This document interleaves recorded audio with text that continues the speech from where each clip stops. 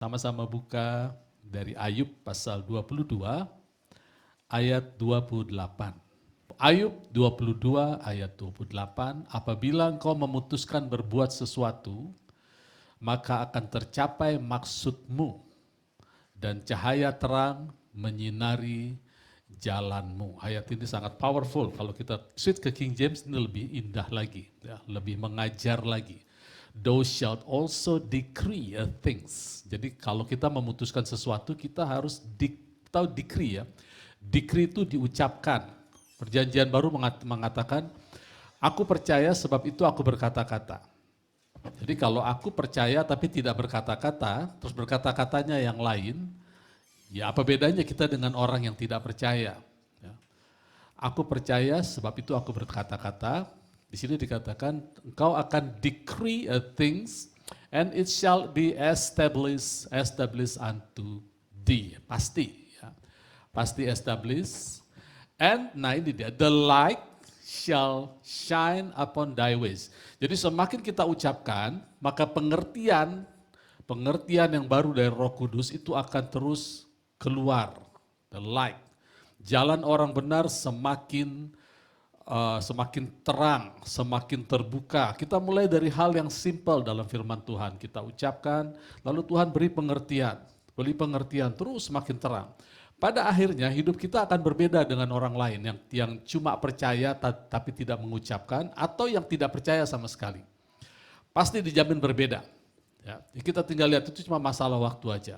Itu sebabnya percaya dan mengucapkan itu tidak boleh dipisahkan. Jadi harus betul-betul kita berani mengucapkan. Minggu lalu kita belajar bahwa beriman itu, apabila kita punya iman kecil saja, maka kita berkata. Bukan berdoa, saudara. Kita tidak anti doa, tapi banyak orang takut berkata-kata, lalu memperbanyak doa, tapi nggak berani berkata-kata, ganti lagi dengan doa, tapi berkata-katanya nggak pernah, mengucapkan sesuatu nggak pernah. Iman itu spesifik, ya, berani berkata-kata seperti Bapa kita di surga itu berkata-kata. Pada waktu Allah Bapa menciptakan langit dan bumi, dia tidak berdoa, dia berkata-kata. Dia tidak berdoa, aku berharap jadilah terang dan bumi tidak gelap gulita. Aku berharap, kalau begitu terus gak jadi-jadi bumi, saudara. Jadi kita harus berkata-kata. Dan perkataan kita, kalau kita lihat Ayub 42 ayat 1, coba kita buka Ayub 42 ayat 1. Dan ayat 2, ayat 1 dulu ya. Maka jawab Ayub kepada Tuhan, ayat 2, aku tahu bahwa engkau sanggup melakukan segala sesuatu dan tidak ada rencanamu yang gagal. Kita lihat Allah kalau berencana, dia berkata-kata tidak gagal. Ya, kata rencana di situ sama dengan kata rencana yang dipakai di Kejadian 11 ayat 6. Kita buka Kejadian 11 ayat 6. Bahwa rencana Allah tidak ada yang gagal. Di sini dikatakan, mulai pertengahan, mulai habis titik ya, ini barulah permulaan usaha mereka. Perhatikan Allah bicara usaha. Mulai dari sekarang apapun yang mereka rencanakan tidak ada yang tidak dapat terlaksana. Kata rencana yang dipakai sama. Ya. Jadi saudara lihat betapa powerfulnya kita manusia. Ya. Kadang-kadang anak-anak Tuhan bilang gini, ya apa yang terjadi dalam hidup kita semuanya rencana Tuhan. Itu kebohongan saudara. Ya. Tidak 100% benar. Satu-satunya yang bisa menggagalkan rencana Tuhan adalah rencana kita. Nah, 2 ayat ini sudah bilang, rencana kita tidak ada yang bisa gagalkan, rencana Allah tidak ada yang bisa gagalkan. Sekarang kalau kita mau majukan rencana kita yang maju, rencana Allah gagal. Kalau kita memajukan rencana Allah, maka rencana Allah maju, rencana kita di belakang. Bagaimana caranya Pak supaya rencana Allah maju? Apa yang kita decree, you shall decree and it shall be established. Sekarang pilihan di kita mau establish rencana Allah dalam hidup kita atau rencana kita di dalam hidup kita. Cuma ada 2 makhluk di dunia ini yang rencananya tidak bisa dihalangi. Yaitu Allah yang nomor 1, kedua kita. Kok bisa gitu Pak? Karena kita dilahirkan seperti Allah, like father, like son. Ya. Makanya tidak ada yang bisa mengacau 2 orang ini kecuali manusia. Iblis saja tidak bisa mengacau kita. Kalau ada orang kemasukan iblis, itu gampang diusir karena manifestasinya gampang dilihat. Orang kemasukan setan itu langsung berbusa, ngomongnya ngawur, dia mungkin bertindak karena iblis tidak punya kemampuan mengontrol. Itu kalau orang kemasukan setan. Tapi kalau setan kemasukan orang ini yang bahaya saudara. Setan kemasukan orang ini bisa kontrol. dia bisa bertindak baik, dia bisa tidak kelihatan tapi pikirannya bukan pikiran Allah. Yang dia decree bukan decree-nya Allah. Ini nggak ketahuan saudara, kalau di sini kita aman kelihatan kita saling kenal. Coba kalau di gereja yang di mall yang nggak ketahuan. Saudara nggak tahu situ ada maling di situ yang punya pikiran mau mencuri. Ada orang-orang yang punya pikiran jahat terhadap jemaat Tuhan, nggak ada yang tahu. Karena di situ banyak setan kemasukan orang. Bukan banyak, ada orang setan kemasukan orang. Setan kemasukan orang susah dideteksi, kecuali dengan karunia pengetahuan. Kita bisa lihat. Ya. Dan biasanya gembala-gembala diberi karunia khusus atau para pengerja diberi karunia khusus untuk mendeteksi yang disebut dengan kemampuan membedakan roh. Mengapa harus ada kemampuan membedakan roh? Dalam salah satu karunia harus ada karunia membedakan roh. Kenapa? Karena Tuhan tahu yang bahaya itu kalau setan kemasukan orang. Pikiran cuma dua, pikiran Allah atau pikiran setan. Kita mau ikut yang mana? Kita tidak berdaulat punya pikiran sendiri, gak punya. Kita cuma mengikut pikiran siapa. Iman tidak sekedar berdoa, tapi iman itu berbicara. Dan iman itu selalu berhasil, tidak pernah tidak. Beberapa waktu yang lalu saya bicara Lukas pasal 9 bahwa para murid bertanya, dikatakan Tuhan tambahkan iman kami, lalu Tuhan katakan begini, jikalau engkau punya iman kecil saja, berbicaralah. Ya, bukan berdoa, berbicara. Karena apa yang kita ucapkan akan terjadi. Kemudian dia lanjutkan dengan perumpamaan, siapa di antara kamu yang punya hamba, setelah dia bekerja, kita suruh hamba itu istirahat. Ini kan sedang bicara soal iman. Artinya Tuhan meletakkan iman di posisi hamba kita. Ya, saya katakan sekali lagi, saya lama sekali mau mengkhotbahkan ini karena kesannya arogan. Mana mungkin iman menjadi hamba kita.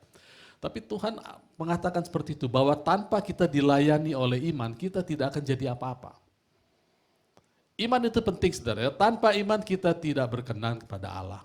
Tanpa iman kita tidak bisa melihat hal-hal yang supernatural atau hal-hal yang ilahi. Karena we walk by faith. Kita nggak usah buka ayatnya. Tanpa iman kita tidak berkenan, tanpa iman kita tidak menjalani kekristenan kita. Tanpa iman kita tidak bisa hidup dalam menghidupi kekristenan kita karena orang benar hidup oleh iman. Tanpa iman kita tidak akan pernah menang. Oleh karena itu iman adalah hal yang penting dan iman itu adalah belief systemnya Allah. Kata benda. Apa yang kita percaya belum tentu iman. Kalau yang kita percaya sama dengan yang Allah percaya, maka itu disebut kita punya iman. Iman itu spesifik. Iman tidak mengatakan Allah mengasihi semua orang, Allah memberkati semua orang, itu belum iman. Saudara. Iman itu spesifik, ini punyaku, berani atau tidak. Saudara yang belum punya rumah berani gak katakan, aku pengen rumah seperti itu. Karena firman Tuhan katakan dia akan memberikan rumah-rumah, dia akan memberikan segala kebutuhan kita. Nah, banyak anak Tuhan hanya berani di posisi Allah mengasihiku, dia tahu apa yang terbaik bagiku. Tapi kalau kita tanya, Allah ingin kamu punya rumah gak? Terlalu besar. Mundur dia, itu bukan iman. Itu namanya cuma mental assent. Ya. Di sini sudah banyak yang mengalami apa yang saya katakan. Ya. Saya katakan bahwa orang bekerja sebagai office boy pun bisa punya villa di puncak. Itu hanya terjadi karena iman. Ada yang percaya, ada yang tidak. Yang percaya dapat, yang tidak percaya nggak usah khawatir, tidak akan dapat. Don't worry. Ya. Tapi iman itu berani berkata, melangkah. Kita baca firman, kita berani. Dan itu selalu terjadi. Ya. Itu sebabnya Tuhan Yesus pada waktu dia mau naik ke surga, dia melayani murid-muridnya, membasuh kaki. Waktu dia sampai di surga, Yohanes ke surga melihat Yesus masih pakai selendang. Artinya dia tetap melayani kita sampai hari ini. Setiap kali kita buka firman, Tuhan akan siap memberikan menerangi mata kita, memberikan pengertian-pengertian. Iman tetap melayani kita. Saudara gak usah khawatir.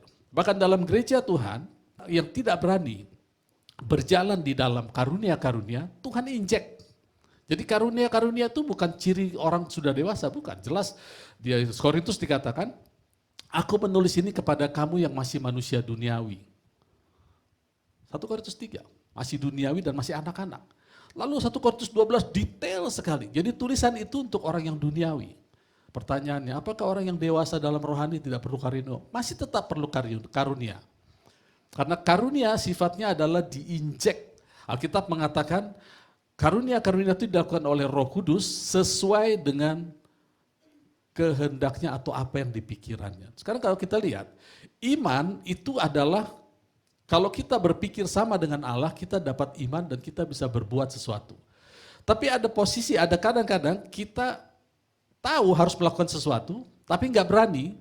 Di situ Roh Kudus menginjek keberanian itu. Itu yang disebut karunia. Misalnya saya kasih contoh ya, diambil perjanjian lama 1. Pada waktu Elia ada dalam masa kelaparan, lalu Tuhan katakan pergilah kamu ke Sarfat, nanti kamu ketemu seorang janda dan dia akan memberi kamu makan. Oke. Lalu sampai di sana dia ketemu janda itu, dia punya roti dan air. Elia minta. Tidak ada catatan Allah bicara kepada janda itu, tapi Allah bicara kepada Elia. Elia minta. Sepintas kita lihat, permintaan Elia ini kurang ajar, saudara. Karena janda itu bilang gini, ini roti dan minyak tinggal sini. Saya akan masak, minum sama anak saya, setelah itu kami mati. Kami gak punya apa-apa. Kan keterlaluan Elia bilangnya, bikin dulu yang kecil buat aku dulu, baru buat kamu dan anakmu. Saudara bisa lihat ini ada sesuatu yang tidak wajar. Tapi karena ini berjalan dalam perintah Tuhan, si janda yang di Sarfat ini mendapat karunia memberi. Di sini kita mengerti karunia memberi itu sesuatu yang diinjek, tiba-tiba dia berani memberi, dan Alkitab mencatat sepanjang masa kelaparan, janda dan anaknya ini tidak kekurangan satu apapun. Dan ini gak bisa diikuti-ikuti begitu aja, saudara. Ini yang disebut karunia memberi. Sama dengan seorang anak kecil yang bawa 2 ikan dan 5 roti. Pada waktu Yesus mengajar di bukit, lalu konsumsi kurang, lalu Filipus bilang, atau Andreas saya lupa, dia bilang ada seorang anak bawa makanan, 5 ikan dan 2 roti. Pada saat itu anak ini diinjek karunia memberi, dan dia memberi memberkati banyak orang. Jadi tidak sembarangan karunia ini bekerja, saudara. Jemaat mula-mula mereka membawa miliknya ke gereja, lalu membagi-bagikan. Siapa yang tidak ada satupun berkekurangan. Mereka menjual harta miliknya dan membagi-bagikan. Ini karunia memberi. Tidak boleh diikuti sembarangan. Gereja sekarang pendetanya bilang, ayo jual hartamu, bagi-bagikan pada orang miskin. Sudah bangkrut satu gereja. Karena tidak bergerak di dalam karunia memberi. Karunia itu dilakukan, Roh Kudus yang menggerakkan. Jadi kita bersyukur ada di dalam pengajaran gereja Tuhan, gereja lokal. Setiap kita harus ada dalam gereja lokal dan pilih, saudara ya. Di mana kita berkomunitas, ada seorang rohaniawan mengatakan begini, komunitas di mana kita berada itu selalu membuat kita bertahan pada kondisi itu, stagnan, selalu. Ya. Nah, satu-satunya komunitas yang bisa membawa kita semakin naik di dalam pengenalan akan Allah itu cuma di dalam gereja. Di luar itu stagnan. Oleh karena itu berhati-hati juga memilih komunitas. Karena tidak sedikit juga kumpulan anak-anak Tuhan yang mengajak kita stagnan. Kalau ada yang sakit dibilang, sudahlah, Tuhan tahu apa yang terbaik. Tuhan tahu kehendak yang terbaik. Serahkan pada Dia. Nah, kalau kita diajar seperti itu, yang mengajar itu sudah ketahuan nggak tahu kehendak Tuhan. Kalau ada orang sakit, Tuhan ingin sembuh, nggak usah ditanya lagi. Kalau ada orang, Pak, gimana kalau stadium 4 atau sudah stadium lanjut tinggal menunggu mati? Tetap Tuhan ingin sembuh, tapi kalau kita diajarin, sudah terima aja, Tuhan tahu apa yang terbaik. Berarti dia nggak tahu yang terbaik. Orang ini nggak tahu, tidak peduli saya posisinya gembala atau apa. Yang saya tahu, setiap kali Tuhan Yesus ketemu orang sakit, harus sembuh, ketemu orang mati pun bangkit. Itu dulu yang kita tanamkan. Itu sebabnya di dalam gereja harusnya diajarkan pokok-pokok iman. Pokok-pokok iman itu adalah kita berani decree. Tidak tergantung pendidikan kita apapun. Kalau kita berani mengucapkan apa yang firman Tuhan ucapkan, pasti terjadi. Karena iman itu gak pernah gagal. Jadi gereja adalah tempat pendidikan anak-anak kerajaan. Setinggi apapun pendidikan kita di luar, kalau tidak dididik atas pokok-pokok iman, kita di kerajaan Allah termasuk orang yang tidak berpendidikan. Sama sekali. Iman tidak pernah gagal. Saya lanjut lagi. Lukas 17 katakan bahwa iman melayani kita selalu. Lalu setelah itu demikian juga kalau kita sebagai hamba, kita sudah melakukan apa yang iman ingin kita lakukan. Iman ingin kita melakukan decree atau mengucapkan sesuatu. Ya, Lukas 17 bilang demikian juga kamu sebagai hamba. Kalau kamu sudah melakukan apa yang harus kamu lakukan. Apa yang harus kita lakukan? Mengucapkan sesuatu. Mengucapkan sesuatu. Katakan aku hamba yang tidak berguna. Karena hanya mengucapkan. Kita lihat sejarah gereja dari awal, semua hanya mengucapkan sesuatu, mengucapkan apa yang Allah ucapkan. Makanya semua pahlawan-pahlawan iman tidak mendapatkan iman itu sendiri. Ibrani pasal 11 bilang begitu, tidak dapat. Itu sebabnya mereka bilang, kami hanya hamba tidak berguna yang hanya melakukan. Tapi kita perjanjian baru, kita adalah orang-orang yang berguna. Semakin kita menguduskan diri kita dengan firman Allah, 2 Timotius katakan, semakin kau dipakai seperti perabot yang mulia. Jadi dalam perjanjian baru itu beda, saudara. Beda sekali. Kalau kita lihat khotbah Injil, berita berita kerajaan Allahnya Tuhan Yesus sama Paulus saja beda. Bukan berarti Paulus terlepas dari Tuhan Yesus. Paulus mendapatkan itu dari pewahyuan. Di Galatia dikatakan Injil yang kuberitakan, aku dapat langsung dari Kristus, dari pewahyuan. Itu sudah beda warnanya. Yesus mensuplai, dia tidak bisa mengajarkan kamu lakukan ini, gak bisa. Tapi Paulus bisa katakan, barang siapa ingin barang siapa percaya kepada Tuhan Yesus, ya wajib hidup seperti Kristus. Kristus gak pernah ngajarin itu. Karena dia bicara kepada manusia duniawi yang belum lahir baru. Bahkan Tuhan Yesus katakan di Yohanes pasal 14, kita buka Yohanes 14 ayat 16. Yohanes 14 ayat 16. Aku akan minta kepada Bapa, ia akan memberikan kepadamu seorang penolong yang lain supaya ia menyertai kamu selama-lamanya. Ya, stop sampai sini. Tuhan janji akan memberikan kepada murid-muridnya, memberikan penolong. Berarti apa? Berarti ada momen di mana murid-muridnya hidup tanpa penolong. Setuju, saudara? Tapi kalau kita lihat di Lukas pasal 9, murid-murid diberikan kuasa untuk mengusir setan, menyembuhkan orang sakit, bisa tanpa Roh Kudus di dalam mereka. Dan itu yang terjadi pada nabi-nabi perjanjian lama. Sekarang di kita beda, saudara. Roh Kudus ada di dalam kita. Coba kita buka salah satu contoh ya, di Lukas 10 ayat 19. Lukas pasal 10 ayat 19. Sesungguhnya aku telah memberi kuasa kepada kamu, ini momen di mana Tuhan mengutus 70 murid. Sesungguhnya aku telah memberi kuasa kepada kamu untuk menginjak ular. Kata kuasa di situ adalah otoritas atau exousia. Ya, otoritas atau exousia. Aku memberi otoritas kepada kamu untuk menginjak ular dan kalajengking dan kuasa untuk otoritas untuk menahan, perhatian, kekuatan musuh. Kata kekuatan situ adalah dunamis, bukan exousia. Exousia adalah otoritas, dunamis adalah kemampuan untuk melakukan sesuatu yang dahsyat. Iblis punya dunamis. Cukup dilawan dengan exousia. Okay? Yang nama iblis itu tidak punya exousia atau tidak punya otoritas. Saya kasih ilustrasi begini ya. Pencuri itu punya dunamis untuk masuk ke rumah kita, percaya ya? Tapi dia tidak punya otoritas untuk masuk ke rumah kita. Kalau dia akan mencuri rumah kita, akan masuk ke rumah, dia mau congkel pintu, kita cukup, siapa itu? Dia akan lari. Karena kita yang punya rumah. Kalau iblis datang, kalau pencuri datang ke rumah langsung dia bilang, siapa di dalam? Terus kita lari, nah terbalik itu. Itu terbalik, saudara. Yang punya rumah ketakutan, itu nggak normal. Jadi ngerti ya otoritas dengan kuasa ya. Iblis punya kekuatan untuk melakukan sesuatu. Dia bisa bikin orang berguling-guling. Dia bisa masuk ke orang tapi tidak bisa kontrol sehingga orang bisa tahu orang kemasukan setan. Nah kemudian di Kolose dikatakan bahwa Yesus naik ke surga mempertontonkan kekalahan iblis. Jadi kuasa atau dunamis yang iblis punya sekarang berubah bukan lagi kuasa. Kita tetap punya otoritas dan kuasa. Sekarang dia berubah menjadi, kita buka di Efesus pasal 6 ayat 11. Kenakanlah seluruh perlengkapan senjata Allah, supaya kamu dapat bertahan melawan tipu muslihat, dalam bahasa Inggrisnya adalah wiles, atau dalam bahasa Gerika, bahasa Yunaninya adalah metodeia. Metodeia ini adalah metoda. Artinya metoda dalam bahasa Yunani itu artinya dia selalu hadir mendampingi. Jadi iblis tidak lagi punya dunamis, tetapi dia tidak maha hadir. Ya, dia ada di sini, tidak ada di tempat lain, dia tidak maha hadir. Tapi iblis-iblis ini mendampingi, mengikuti orang percaya, membuat suasana di luar mereka, fakta itu seolah-olah against Bible, apa yang kita percaya.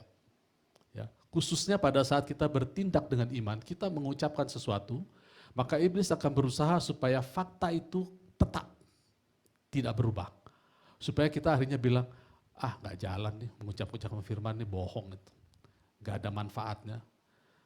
Iman tidak pernah gagal, saudara. Nah, saya lanjut lagi cerita Lukas pasal 17. Setelah Yesus bicara bahwa iman melayani kita terus, lalu masuklah pada perumpamaan mengenai kesembuhan 10 orang kusta. Kita baca sama-sama ya. Lukas 17 ayat 11. Ayat 11. Dalam perjalanannya ke Yerusalem, Yesus menyusur perbatasan Samaria dan Galilea. Ketika ia masuk ke satu desa, datanglah 10 orang kusta menemui dia. Mereka tinggal berdiri agak jauh dan berteriak, Yesus, Guru, kasihanilah kami. Lalu ia memandang mereka dan berkata, pergilah, perlihatkanlah dirimu kepada imam-imam. Sementara mereka di tengah jalan mereka menjadi tahir. Jadi Tuhan Yesus tidak katakan jadilah sembuh, jadilah seperti imanmu. Tuhan Yesus cuma katakan pergi kepada iman, nyatakan diri. Nah ini masih dalam hukum Taurat, masa hukum Taurat. Orang yang sudah sembuh dari kusta harus pergi kepada imam. Artinya Tuhan Yesus bisa katakan jadilah sembuh, pergi kepada imam, atau pergilah kepada imam, cukup. Karena prinsip di Ayub tadi, you shall decree a thing that and that will be established. Apa yang kita ucapkan akan menjadi established, terjadi. Jadi Tuhan Yesus mengajar kita bagaimana dia mengucapkan sesuatu dan dia yakin pasti terjadi. Ya. Kemudian ayat selanjutnya, seorang dari mereka ketika melihat bahwa ia telah sembuh, kembali sambil memuliakan Allah dengan suara nyaring. Lalu tersungkur depan kaki Yesus dan mengucap syukur. Orang itu adalah orang Samaria, ya, bukan orang Yahudi. Lalu Yesus berkata, bukankah ke-10 orang tadi semuanya telah menjadi tahir? Di manakah yang 9 orang itu? Tidak adakah di antara mereka yang kembali untuk memuliakan Allah selain daripada orang asing? Lalu ia berkata kepada orang itu, berdirilah dan pergilah, imanmu telah menyelamatkan engkau. Sudah perhatikan ya, waktu Tuhan Yesus berkata, pergilah nyatakan dirimu kepada para imam, di dalam pikiran dia, orang ini 10-10-nya sembuh. Dan terjadi. Iman itu selalu terjadi. Ya saudara, kita harus belajar untuk seperti Yesus ini ya. Kita ingat setiap kali kita baca Injil selalu muncul 4 golongan. Orang Farisi, orang sakit, para murid dan Yesus. Yang serupa dan segambar sebangun dengan kita hanya Yesus. Jadi lakukan apa yang Yesus lakukan. Jangan seperti murid-murid penuh tidak percaya. Jangan seperti orang sakit maunya disembuhkan terus. Apalagi seperti orang Farisi. Jangan saudara. Seperti Yesus, barang siapa percaya kepada Yesus, dia harus berjalan seperti Yesus. Berbicara apa yang Allah katakan. Apa yang firman Tuhan katakan. Jadi firman tidak pernah gagal. Decree atau ucapkan segala sesuatu. Tuhan Yesus yakin sekali, tadi ada 10, kenapa cuma 1 yang kembali? Dari mana dia tahu? Iman. Nah sekarang kita lihat lagi, ada satu pendapat bahwa Tuhan Yesus itu nggak selalu menyembuhkan orang, Pak. Nah ini bisa membuat iman kita gugur, saudara ya. Kita baca Matius pasal 13. Kita baca satu perikop cerita ya. Ayat 53 kita mulai. Setelah Yesus menceritakan perumpamaan-perumpamaan itu, ia pun pergi dari situ. Setibanya di tempat asalnya, Yesus mengajar orang di situ di rumah ibadat mereka.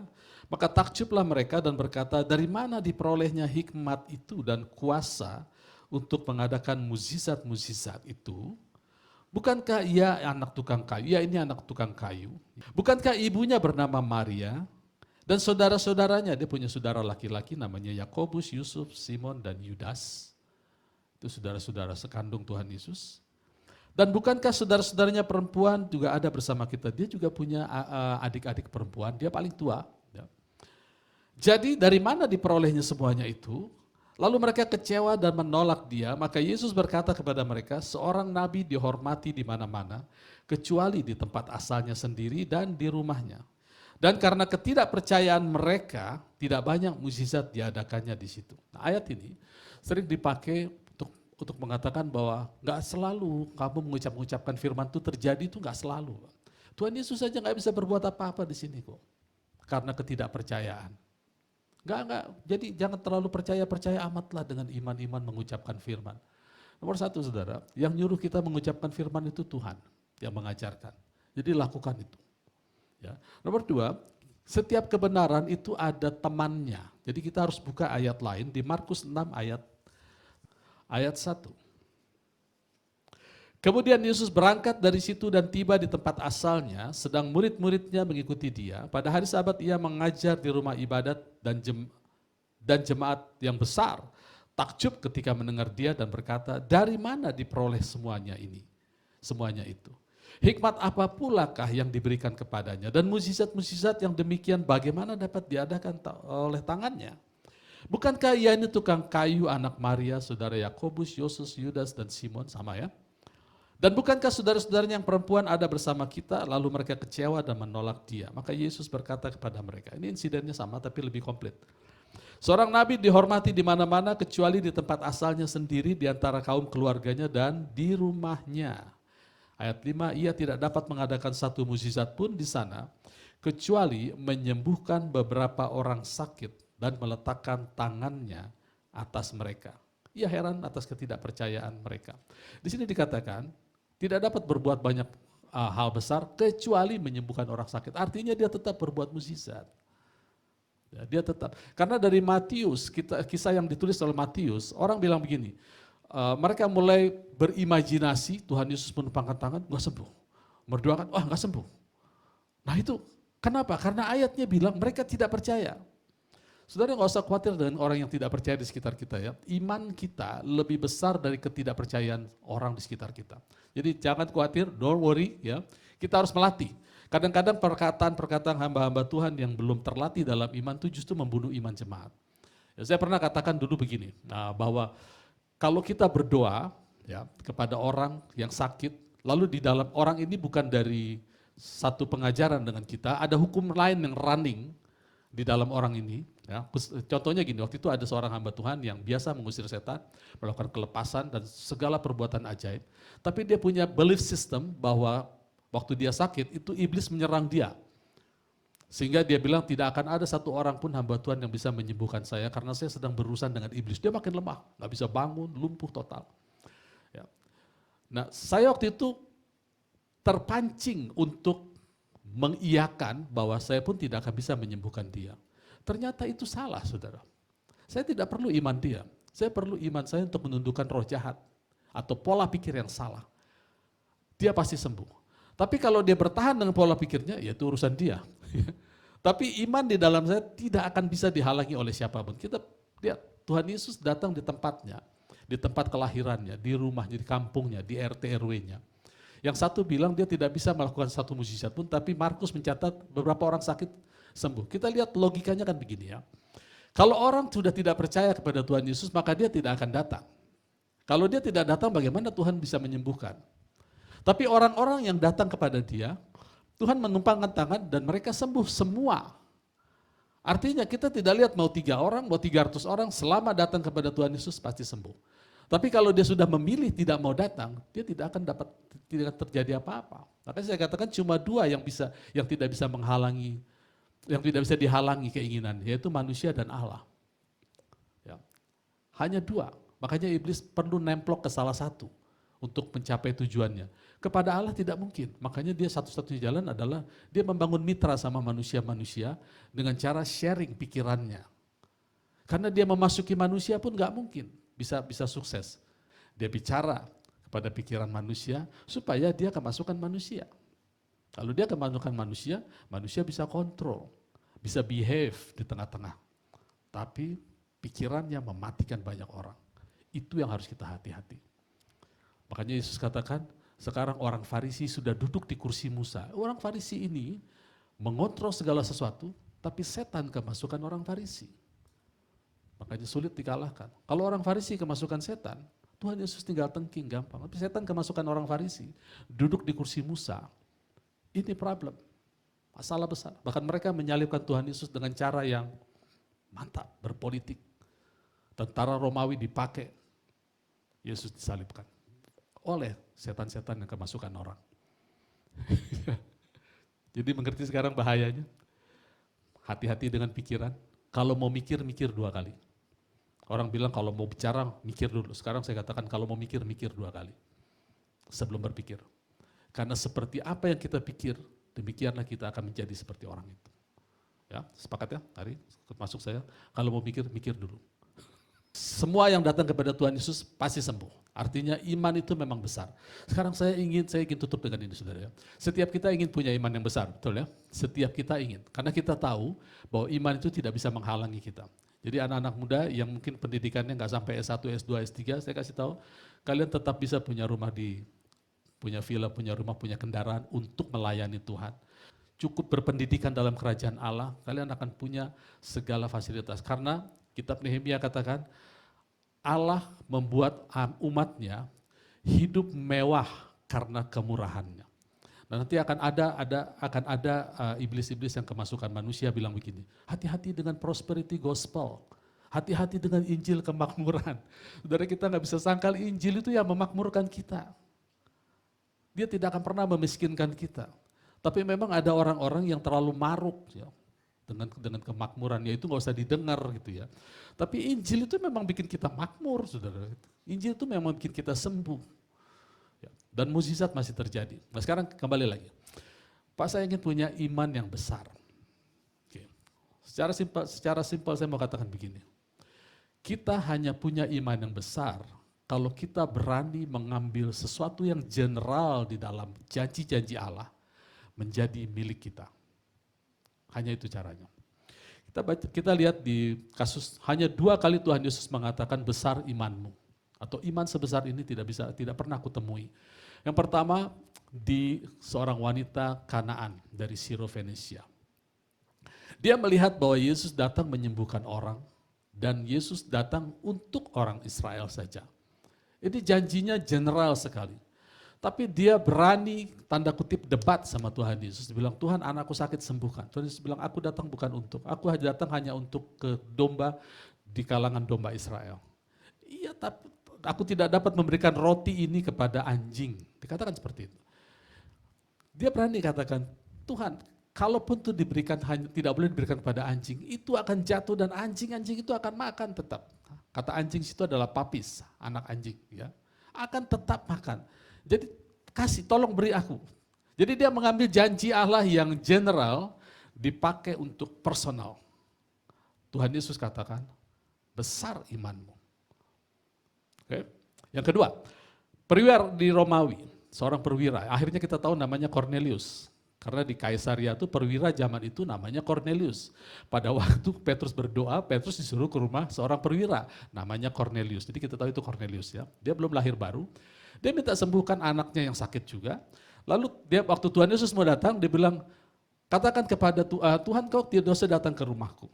Aku seorang atasan, aku punya bawahan, aku ngerti otoritas. Nah, dia mengerti apa? Otoritas, perintah. Nah dia ambil perintah yang general ini untuk anaknya, personal. Tuhan Yesus katakan, iman sebesar ini tidak pernah kutemui. Nah kepada bangsa Israel nggak perlu Tuhan kasih iman sebesar, tidak perlu Tuhan memuji iman sebesar, karena dia datang untuk orang Israel. Jadi nggak perlu diungkit-ungkit, karena iman itu kecil saja besar biji sawi, bisa memindahkan gunung ke dalam laut. Jadi kepada bangsanya dia nggak perlu ngomong. Tapi waktu dia bicara iman besar ini, itu penting buat kita, karena kita bukan orang Israel. Nah sekarang bagaimana Pak cara kita mengambil yang umum? Saudara, nama kita nggak ada di Alkitab ya. JP, engkau akan punya rumah-rumah, engkau akan sembuh, nggak ada nama saya. Nama JP itu di Israel nggak dikenal. Nama Frederick nggak ada, gitu ya. Apalagi nama Marulam, nama di Sumatera banyak. Di sana nggak ada, saudara ya. Hatogaran ada, Hatogaran, sini Hatogaran. Semua nggak ada, Bejo itu nggak ada. Lalu bagaimana kita mengidentifikasi bahwa kita ada di Alkitab? Tuhan Yesus katakan barang siapa. Nah di dalam barang siapa itulah nama kita. Berani gak kita katakan barang siapa yang mengasihi aku maka aku akan tinggal, aku akan memanifestasikan diriku. Berarti aku masuk ke dalam barang siapa. Barang siapa berkata kepada gunung ini pindah tercampaklah ke laut, berarti aku masuk ke dalam barang siapa itu. Jadikan itu personal. Sekarang saudara, bapak, saudara dan saya mau apa? Jadikan personal, janji Tuhan. Ya. Butuh apa? Anak-anak muda butuh apa? Teman hidup, pekerjaan. Tuhan akan memberikan yang terbaik. Pekerjaan, katakan, aku akan dapat pekerjaan, aku akan diberkati, baik secara kreativitas dan finansial dalam pekerjaanku. Setelah kita bekerja, kita masuk dalam satu pekerjaan, katakan, aku akan berhasil dalam semua yang kupegang. Intinya adalah satu, saudara, saya tidak akan berhenti, saya Pak Fredrik dan pengurus tidak akan berhenti mengajar kita untuk membentuk kita menjadi Kristus. Ya. Karena kalau kita semua menjadi Kristus, apa saja yang kita pegang berhasil. Nah, saya katakan ini ada maksudnya, saudara ya. Karena banyak rekan-rekan saya yang berusaha menjadi jemaatnya itu bukan jadi seperti Kristus. Menjadi pengusaha yang berhasil sehingga bisa makmur hidupnya. Menjadi macam-macam, pokoknya bukan Kristus. Bahkan ada beberapa yang mengadakan pelatihan-pelatihan, misalnya pelatihan untuk usaha ini, usaha itu. Cuma sayangnya, saudara ya, saya belum ketemu hamba-hamba Tuhan yang jujur untuk bicara berapa persen hasil dari pelatihan. Dalam perkuliahan saya ketemu sama seorang hamba Tuhan yang mengatakan bahwa saya melakukan pemberdayaan jemaat. Pemberdayaan ya, bukan memberdayakan jemaat, memberdayakan. Diadakan pelatihan. Cuma sayangnya tidak jujur berapa persen yang hasil. Misalnya dari jemaat ada 100 orang, lalu yang diberdayakan 5 orang, biasanya yang tertarik 5 sampai 10 orang, berapa orang yang berhasil? Kalau kita mau jujur gak banyak, paling 1 atau 2 orang. Tapi kalau jemaat kita panggil untuk belajar satu dengan Kristus, berapa orang yang berhasil? 100%. Semua berhasil di bidangnya masing-masing. Saya jawab sama mereka gini, jemaat Tuhan, saya selalu tunjukkan, jemaat Tuhan bukan jemaat Tuhan yang saya gembalakan, saya ajar untuk bersama saya sama-sama unity in faith. Ada yang pendidikannya rendah, ada yang menengah, ada yang tinggi. Profesinya ada yang profesional, ada yang pengusaha punya usaha sendiri. Saya katakan tidak mungkin saya suruh seorang pengacara menjadi peternak bebek hanya untuk memajukan dia. Kan nggak mungkin. Saya suruh Pak Marulam tinggalkan pekerjaanmu, bikin hidroponik. Kan nggak mungkin, saudara. Atau Pak Riki misalnya, diberi kepercayaan banyak, tinggalkan itu, beternak ayam. Supaya berhasil dan memberkati, nggak mungkin. Satu-satunya jalan kita harus membiarkan Kristus bermanifestasi dalam hidup jemaat. Maka apa yang mereka lakukan semuanya berhasil. Maka saya katakan menjadikan jemaat seperti Kristus itu hasilnya 100%. Tapi memberdayakan jemaat untuk melakukan bisnis, udah deh kacau balau, saudara. Sudah hasilnya tidak 100%, yang berhasil pun timpang jalannya. Saya ketemu banyak pengusaha yang berhasil dalam, anak-anak Tuhan ya, yang berhasil di dalam usahanya, ketika mereka sakit, mereka hopeless, gak tahu mau berbuat apa. Anak-anak Tuhan yang didorong untuk maju secara profesional, ketika mereka menghadapi masalah keluarga, mereka tergeletak jatuh. Apalagi waktu kena sakit, tergeletak, kalah. Lalu mereka katakan, Tuhan berkehendak lain. Nah, dia yang berkehendak lain. Kehendak Tuhan tetap sama, bahwa kita akan hidup umur panjang, sepuasnya. Dikasih jangka waktu 120 tahun. Itu pun bebas, kalau sudah puas boleh pulang. Datang baik-baik, pulang baik-baik. Itu akan saya ucapkan terus, saudara. Karena apa yang saya ucapkan akan terjadi terus, gitu ya. Jadi kembali lagi ke pokok pembicaraan kita, iman tidak pernah gagal, karena itu decree a thing. Itu akan establish. Kalau kita bilang, saya percaya Pak, Tuhan baik. Apa aja yang baik? Ya Tuhan baik pokoknya. Apa? Yang personal apa? Yang ini apa? Ya dia baik. Dia adalah penyembuh. Lalu kita punya sakit, misalnya nggak sembuh-sembuh. Kejar, saudara. Dia memberkatiku berlimpah-limpah, lalu kita bermasalah terus dalam keuangan. Kejar Tuhan, jangan kejar usaha. Nah, Tuhan bisa bicara lewat yang lain, bikin ini, bikin itu. Ya. Lakukan ini, lakukan itu, tapi semua dari Tuhan. Ya. Karena Kristus di dalam kita tidak mau dia sia-sia. Kalau kalah gimana Pak? Ya nggak apa-apa, masuk surga juga kok, gitu. Cuma pulangnya kecepatan aja. Tuhan Yesus lihat tiba, udah pulang nak. Gitu kan. Tuhan ingin, dong kerja lagi dong, masih banyak kerjaan di bumi, jangan pulang cepat-cepat. Kamu di bumi di sini sama aja, aku senang kok. Bapak kita kan senang kan. Tapi kalau kita pulang cepat-cepat kan Tuhan bilang, udah pulang. Ada seorang hamba Tuhan, saya ingat betul seorang hamba Tuhan dibawa jalan-jalan ke surga. Tuhan bilang gini, anakku, sekarang banyak anak-anak Tuhan, anak-anakku di bumi sudah sampai ke sini. Mereka bersuka cita bersamaku, aku nggak masalah. Tapi mereka belum selesai sebetulnya dengan pekerjaan, belum. Mereka kalah, tapi nggak apa-apa, itu anak-anakku. Mereka tidak akan mengalami maut di bumi, karena aku sudah mengalaminya bagi semua anak Tuhan. Jadi kita nggak akan pernah mengalami maut, saudara. Sakratul maut itu nggak pernah, kita langsung pindah ke atas. Cuma kerjaan kita udah selesai belum? Pertanyaannya itu kan. Kan banyak kan kalau di rumah duka, aku sudah menyelesaikan pertandingan. Itu Paulus. Yang lain pertandingan kita tuh gak akan selesai setelah kita katakan, aku mau pulang. Rasul itu ada dua, ya kan saya sering bagikan ini ya. Satu yang Rasul Kristus, satu yang karunia Rasul. Rasul Kristus cuma 12. Mereka semua menderita. Mereka semua matinya gak enak. Kenapa? Karena mereka menjadi dasar gereja. Itu sebabnya salah satunya disebut Paulus. Dia sudah menyelesaikan pertandingan. Tapi Rasul lain kan gak ngomong soal pertandingan. Paulus ini paling berat. Ya. Dia harus meyakinkan jemaat Tuhan bahwa dialah pengganti, dialah yang dipilih surga, bukan Matias. Matias itu dipilih oleh 11 rasul lainnya, tapi sejak dia terpilih, nama Matias gak pernah disebut lagi. Karena pilihan kerajaan surga adalah Paulus. Makanya Paulus perjuangannya berat. Dari mana kita tahu bahwa Paulus adalah rasul ke-12 pengganti Yudas? Dalam beberapa kalimatnya dia selalu bilang, aku yang terhina di antara para rasul. Jadi dia memasukkan dirinya. Apakah aku tidak punya hak seperti rasul yang lain? Jadi dia masuk ke dalam 12 rasul itu. Rasul Paulus adalah penggantinya. Matias gak pernah disebut, nulis buku pun enggak. Matias. Rasul Paulus menulis 13 buku dalam perjanjian baru. Ya. Jadi karunia itu, jadi rasul itu diberikan kepada jabatan itu kepada 12 orang ini. Sementara karunia rasul itu ada jutaan, termasuk di tempat ini. Dan karunia rasul itu semua tugasnya adalah mengajarkan jemaat untuk sama dengan yang 12 rasul ini. Makanya di sini saya akan mengajar jemaat dan diri saya semua untuk kita pinter di dalam firman Tuhan, terdidik dalam pokok-pokok iman. Jadi tahu mana yang benar, mana yang salah. Dia harus fokus pada pengajaran yang 12 rasul. Dia tidak boleh mengatakan, aku rasul. Gereja dibangun di atas dasar pengajaran para rasul. Jadi dengar kata-kata saya, dengar. Gitu kan. Itu udah salah, error saudara. Kalau kita nggak tahu Alkitab, kita nurut aja. Pasti. Amin, puji Tuhan.